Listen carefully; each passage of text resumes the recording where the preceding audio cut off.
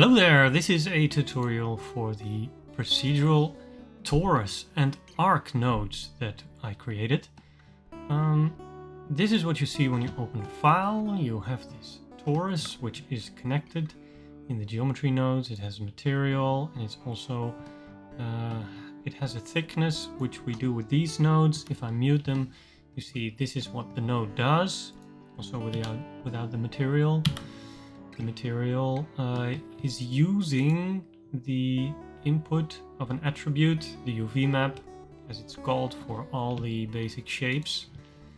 And if we go into the nodes a little bit, I created this arc, and if we plug it in, we can see what happens.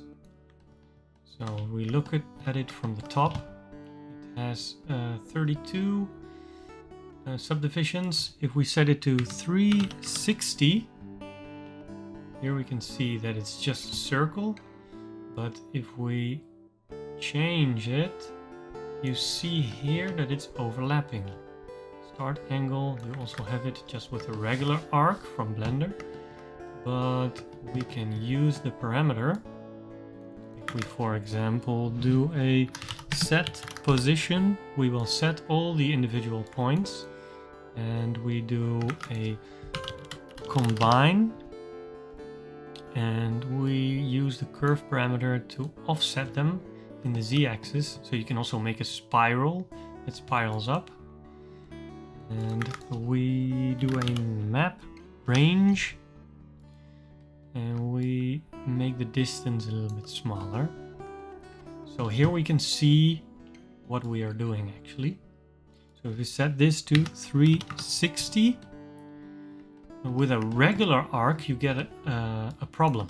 So if we say arc and we say mesh to curve, we plug these in and we look at what happens. We need a curve to mesh,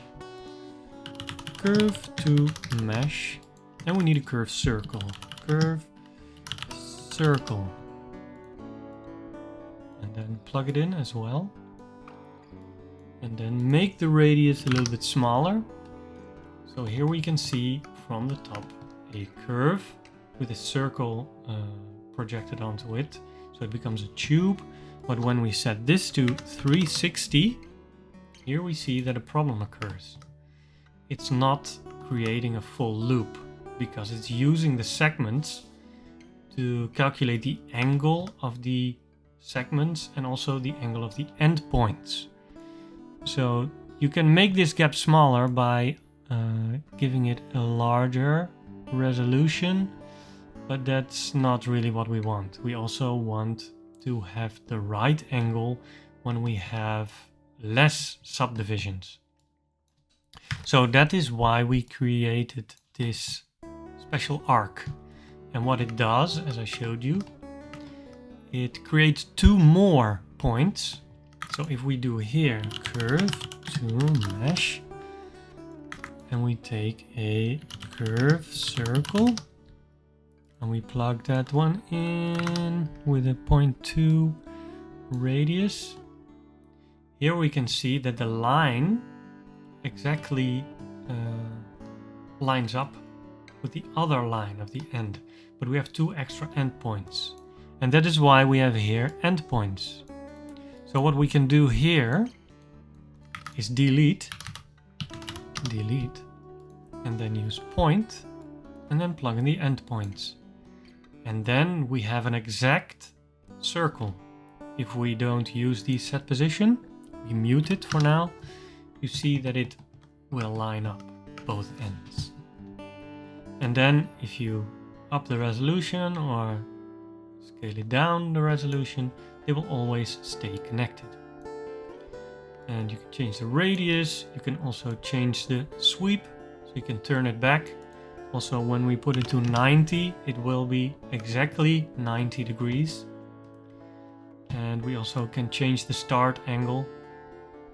In this way you have this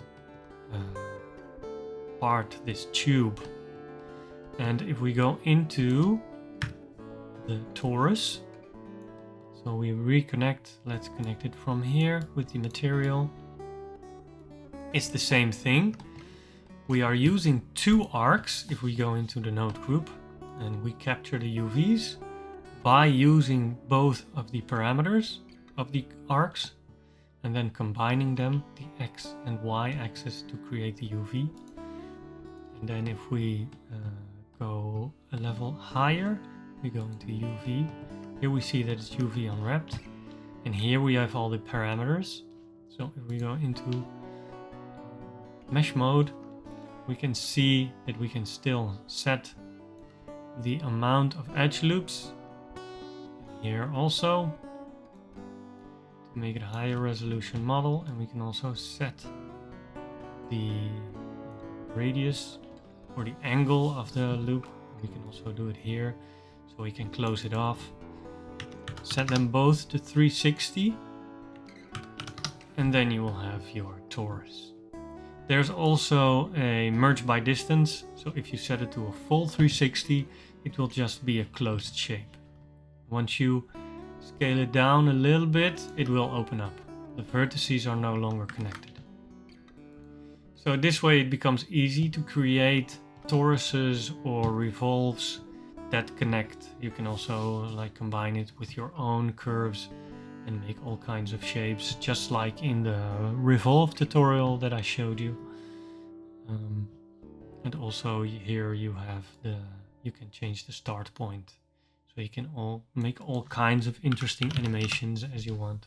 Or you can make it twist by using the curve parameters as well.